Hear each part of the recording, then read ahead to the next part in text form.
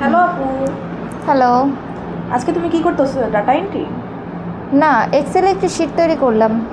আচ্ছা আপু, ধরো আমি একজন পার্সনের কিছুই জানি না, কিন্তু তার ইনফরমেশন আমার দরকার। হ্যাঁ, এখন হচ্ছে কি ওর নামটাই শুধু আমি জানি, এখন ওর ইনফরমেশনগুলো আমি কীভাবে পেতে পারি এক্সেলের ভিতরে? আচ্ছা, যদি কোনো কিছু না জানা থাকে, শুধুমাত্র একটি জিনিসই জানা থাকে, তাহলে তার ফুল ডিটেলস, ফুল ইনফরমেশন পাওয়ার জন্য আমাদেরকে এখান থেকে ফিল্টার ওপেন করতে হবে। এই যে আমাদের এইখানে হচ্ছে ফিল্টার অপশনটা আছে ঠিক এই জায়গাতে। তো প্রথমে আমরা এটাকে ফিল্টার ওপেন করে দিব। ফিল্টারটা ওপেন করার জন্য আমাদের একটু সিলেক্ট করে নিতে হবে এখান থেকে যতটুকুতে আমি ফিল্টার ওপেন করতে চাইছি, অতটুকু সিলেক্ট করার পরে আমি এখান থেকে ফিল্টারটা ওপেন করে দেব। এই তো, এই যে এটা হচ্ছে ফিল্টার, এটা আমরা ওপেন করে দেব। করার পরে যে কোনো একটি খালি জায়গায় ক্লিক করব, এটা কিন্তু থেকে যাবে।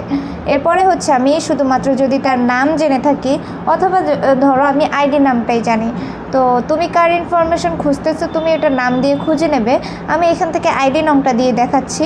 আইডি নংয়ে আমি ক্লিক করলাম ফিল্টারিংয়ের এখানে। এরপরে এই ব্ল্যাঙ্কসের মানে এখানে তো সবগুলো শো করতেছে, যতজনের আমি করেছি সবগুলো আমাকে প্রথমে ক্লিয়ার করতে হবে।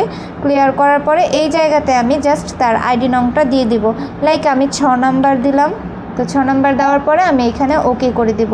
ওকে করে দিলে এই যে আমার এখানে 6 নাম্বারে উনি ছিল এবং ওনার যে ফুল ডিটেলসটা ওইটা আমার বের হয়ে গেছে।